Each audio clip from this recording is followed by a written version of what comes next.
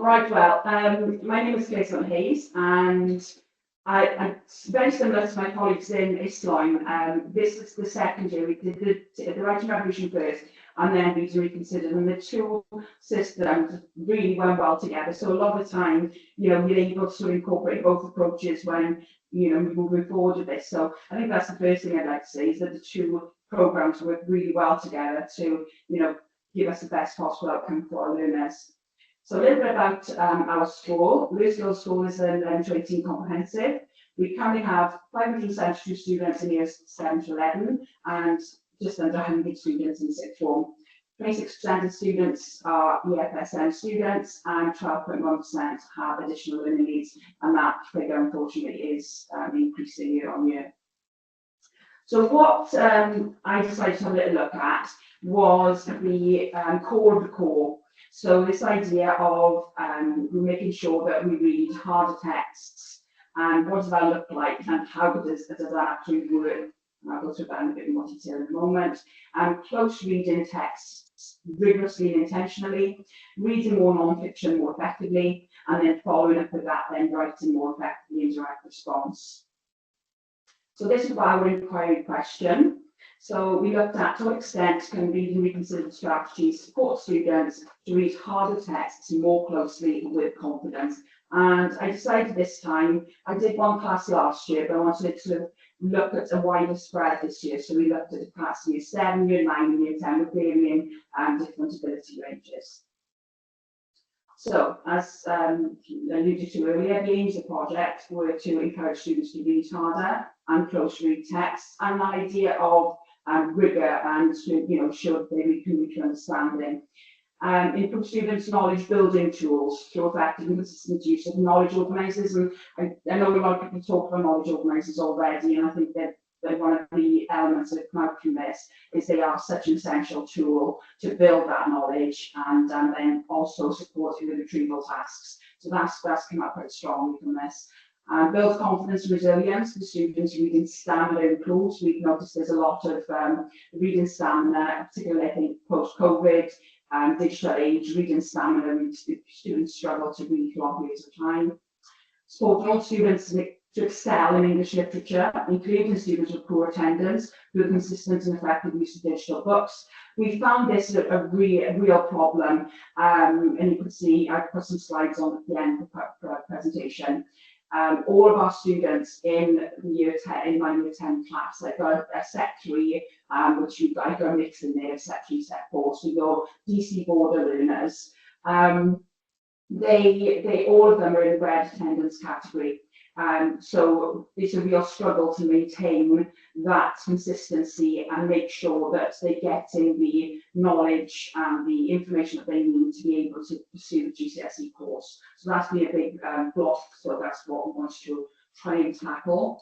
And then provide school leaders with the evidence-based effective practice that would inform future planning. So just a little bit about the rationale. I'm not going to go through all of this. I know lots of us have used similar materials. But again, coming back to this idea of text complexity, and as Curriculum for Wales Progression Step 4, it's, as I state, students should use inference and deduction to understand more complex texts, consider reliability and impact. So that was one of the rationales.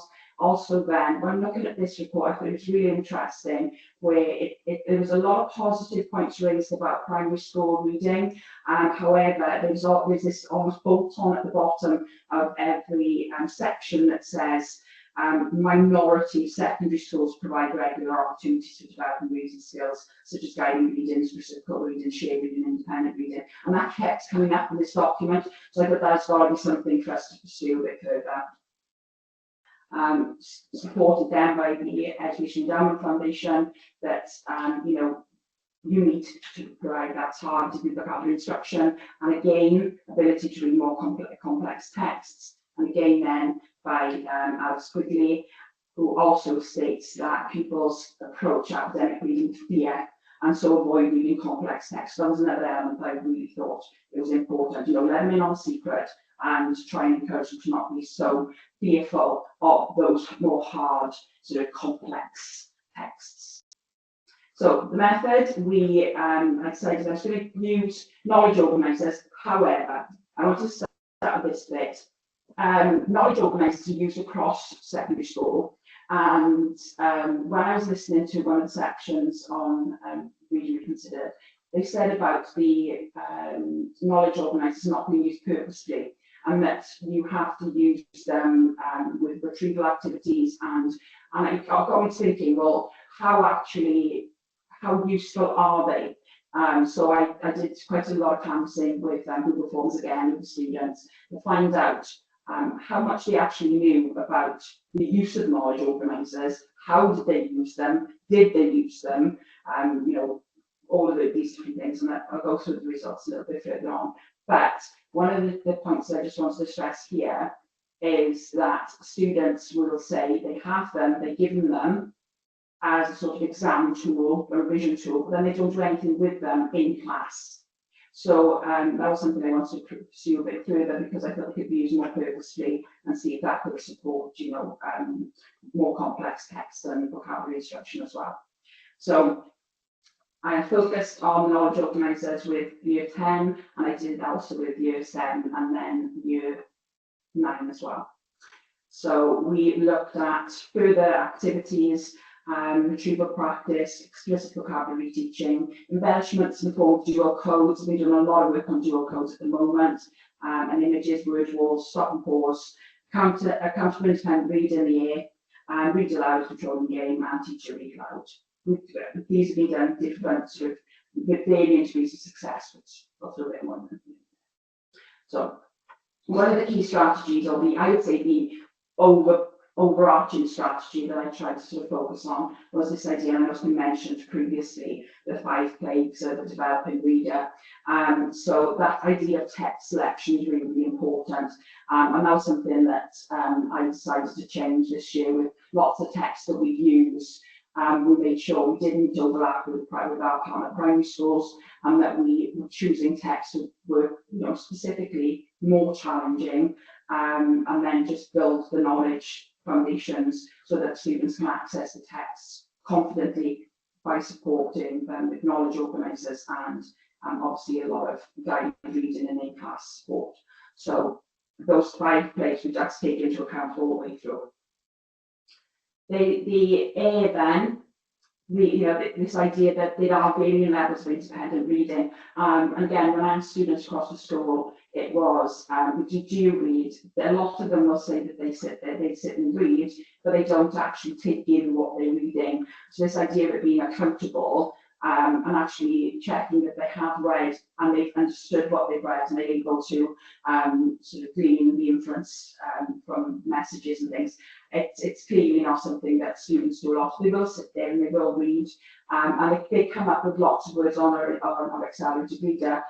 But if you actually then probe the questions and do some of this accountability work, you can see that there's a vast range of students who they just surface read without actually probing layers. So that was one of the areas we used. So planning those questions carefully, just ask how much independence they can manage and how much do they actually take on board. So this idea of the questions, the interactive reading, and gradual release. Gradual release is a key component of our whole school pedagogy, because we use the whole learning fit, which it looks at what students learn and why they learn and how they learn, and where can they go support, things like that. So that underpins everything. The close reading again then, method and breaking down of the language and structure of complex text, and that's something I keep coming back to, this idea of text complexity. Vocabulary instruction, sort about implicit and explicit, and then the knowledge building, and this is one of the main focus that I worked on, the knowledge building, using retrieval practice, knowledge organisers, and then the embellishments, the dual codes, and I'll show you how we use those in a moment. So then I've summarised this what I tried to put all together into how we did it. So these are the context elements, and then strategies then are supported by the underpinned dual codes as well. So we've got year 7 students across the board. Students tended to read volumes like pajamas, and they tend to read some David Williams as well, the lower end. And I wanted to bring in something that was a bit more text-rich, challenging, complex. So we went with the Bone Sparrow, lots of recommendations for this text on Twitter and things. And it is a challenge, but students are really, really engaged with it.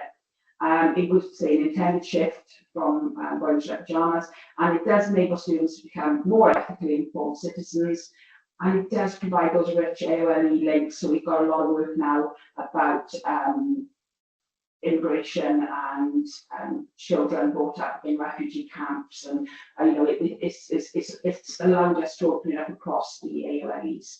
It is challenging. It's aimed at readers aged 13 plus, which for us is quite a challenge because we do have under, I think with the last check, we were 56% under reading age 10. So, you know, just being able to get those students access to those materials is quite challenging. So the strategy we used, we structured knowledge organisers, and I want to stress this, I haven't recreated knowledge organisers, but there's some fantastic knowledge organisers out there, particularly with the Bone Sparrow. You know, it's a very sort of well-established text across the world now, and so some of the knowledge organisers that I've used, I'm literally credited because I couldn't do any better. They are fantastic. So we got those, and then obviously the idea behind the knowledge organiser, they sort of reduce the cognitive load, encodes that background knowledge, and we also use stop and pause, read aloud, and teacher read aloud. And part of this as well, you'll see that we've got the actual codes right the way through.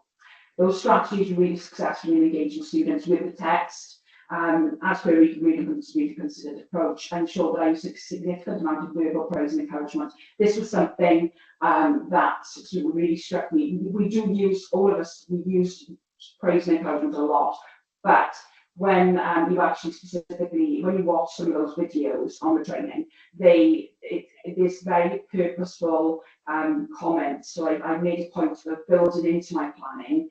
The final group that we tried this with is year 10. Students reported concern with the language and use of literary devices in both Steinbeck's Mice and Men and Dickens' Christmas Carol. The language, obviously in both texts, was really challenging for different reasons. But particularly in my year 10 set 3 class, there's a lot of students there who are DC boarders who really struggle to access Dickens in particular. So right from the beginning of the sort of training here, I implemented knowledge organisers. We did the accountable independent reading, digital books, as I'll show you at the end, and also the embellishments in the form of dual codes. And what I've tried to do is show you the strategies. They also work together. The digital book becomes a platform, and then within the digital book is knowledge organisers, the tasks, the embellishments, and all the different bits and pieces that they need. And the idea of that then, as I said earlier, is just that it's a one-stop shop for everything. So whether a student is in school or not, and attendance is, you know, a significant problem with this group, we can still, they can access all the materials, all the videos, everything that they can do. So this in particular, I think, was one of the most successful strategies. There was a lot of aspirational targets to C grades in the class, but a lot of them came in on E grades, D grades. So it quickly became clear that I would be doing the students disservice if I didn't put some of them in for higher tier. They really grasped the digital books and the methods really quickly. So I wanted to sort of try and push them a little bit. So traditionally, this class would do the foundation tier, GCSE literature, but there was a number of children in there who really could, I thought, achieve on the higher tier. So we put 6 students out of the 27 in the class into the higher tier, and 88% of them had A and B grades. So that was a significant improvement on what the predicted grades were, and so the aspirational grades you see. The rest of the class achieved 88%, A start to C, and then when we added the NEA, using some of the strategies I talked about earlier, the class actually achieved 100% A start to C, which, you know, for a class that was struggling to get that C boundary, I was really particularly proud of that.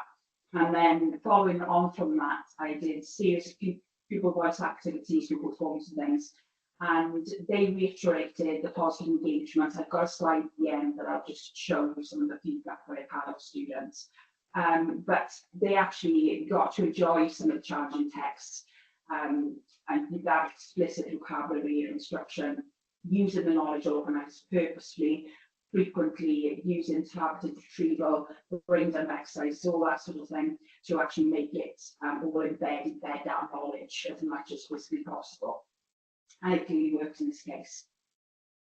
So overall, I measured impact by using qualitative and quantitative data. So we have a few bits that I'll show you at the end. Finally, recommendations. I sort of, there's more than this, but these are just the main ones that come out of the study. We are going to ensure that all students read aloud, and we use those read aloud strategies consistently and supportively. I think that is the key message, that it becomes a safe space to read aloud. Particularly as students get older, year 8, year 9 students, they become far more reluctant to participate in read aloud activities, and that came across very clearly. And that, so some of the tasks where we tackled some of the vocabulary first before the books, or we actually read those sections in the books, gave them the confidence then to read aloud more happily then.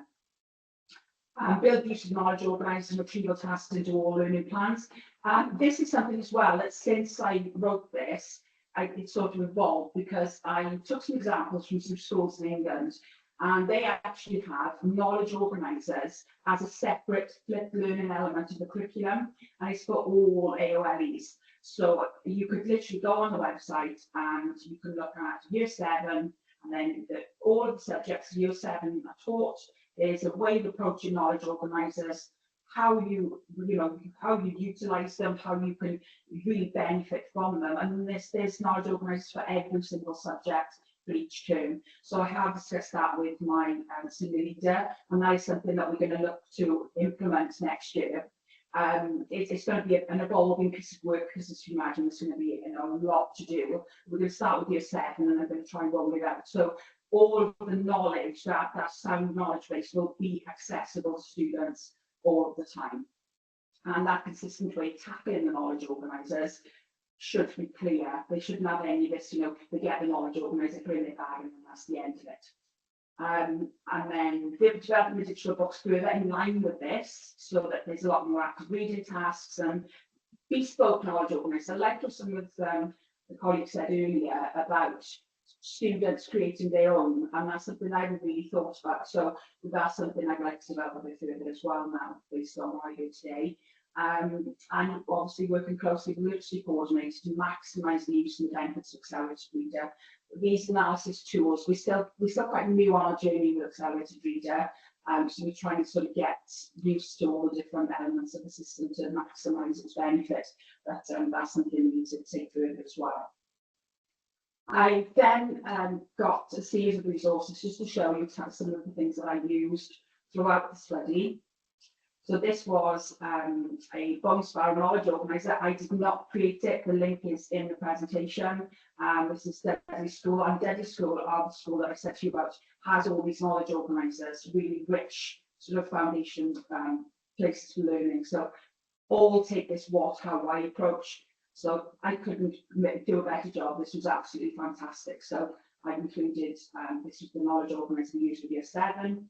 And then there's a back page to that then as well, obviously supported by the different sort of dual codes as well, the embellishments as they call it, reading reconsidered.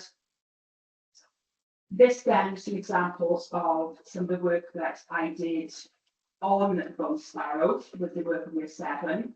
So what you'll see there is just a bit of a quote explosion, where we look at individual sort of key quotes that students have used, and then obviously the text breaking down as well, and sort of highlighting those keywords that prove challenging. This is an example then of the digital book, and this again, I don't claim to create all these knowledge organisers myself. I think they are wonderful, but there are so many out there that are really useful. So this is one of the WJC knowledge organisers. They know I use them in my digital books. So they therefore then students know where they are, they know how to use them. But in my digital book then, there's lots of other activities in there that support other elements of the reading reconsidered strategies. So this would be the embellishments, the use of iconography and just sort of picking out what symbols could be attached to which characters and why and how they connect to others. The students really respond well to these, and they've got that connection then between the image and the symbol and the learning. It helps them create a lot of those really concrete links. This then is further example of knowledge embedding. So we've got all of our key terms in there then, and some vocabulary challenge work, implicit and explicit vocabulary work that we do. This is an example of the Romeo and Juliet knowledge organizer. So where the students do that close reading, that close textual analysis, where we sort of pull out all the devices they need to support them with the MEA. Brain dump activities have become a much more focalized strategy used across the department now. We try lots of different ways of doing this, but little pieces of paper and things with fancy brains on them, they take too long. So we literally put them on stickers now, and as soon as I hit the sticker, students know, we're doing the brain dump activity. And this is the example you've got on the screen here is from Scrooge, and we're looking at stage 1 in Christmas Carol. Again, these are linked to knowledge organisers, so we go over the knowledge organisers first, target individual sections. Again, another example of that close reading, excuse me, embedding that textual knowledge. Same with books, the use of symbols and illustrations and everything to just consolidate the knowledge. This then is the quantitative data, and what I got back from the students. So 55 responses in this one, asking them if they've used knowledge organisers this year. So obviously this was after we had consciously put an effort in to actually teach them how to use knowledge organisers effectively. A lot of them at the beginning just sort of said they could bring their bags, they didn't use them again, and they weren't purposely used at all. So we looked at which knowledge organisers they used, and we looked at how they actually used them, and if they think that they helped. 94% there said that they thought they helped them with studying the challenging texts that they had. The why they used them, I thought this was interesting, but revision is still quite a sort of core element students are using solely for revision purposes, but this bit is a bit interesting to me. The 33.3% support my understanding of key themes, characters, and challenging vocabulary. So they're clearly starting to think about them more than just a knowledge tool. Then this is some examples right at the very end of some of the comments that students made in the student voice activity. They all had something to say about the knowledge organisers. But as you can see from some of these comments, they like to have everything in one place. That was a message, a consistent message that I had from the beginning of the year. They like everything in one place. So rather than hundreds and hundreds of different slides or different presentations or different booklets, they like everything in one place, so they know where they've got to go to get everything. So hence where the digital book came from, where everything else, like the knowledge organisers, comes in. That say unanimously the students found them useful and purposeful, I think, which is the key thing here. More purposeful learning rather than just sort of having the sheet out in front of them and then trying to work out what to do with it. So yeah, a couple of comments there. These are the word walls. This one in particular I use a lot, and one picture I haven't actually included would be my virtual analysis wall. We use that one all the time. The idea that the students know exactly where to go to get the keywords, the words they want, and what they mean, how it's broken down. With this wall in particular, it's an interactive wall, so they can go up and they pull it off and take it away, and then try and do things with the actual device. So for example, we used to be looking at oxymorons and Shakespeare. So if they're not sure, they can take that and then they create one of their own. This is then the final page, the spreadsheet of the issues I talked about earlier with attendance with my set 3/set 4 class in year 10. If you look down the list, we've got 1, 2, 3, 4, 5 students with amber attendance categories. Everybody else is red, and yeah, so, yeah, so that was what we were working with, and that's why it was such a key focus, was to try and improve it. So that's the end of my presentation. So thank you for listening, and if you've got any questions, please just email me. Thank you.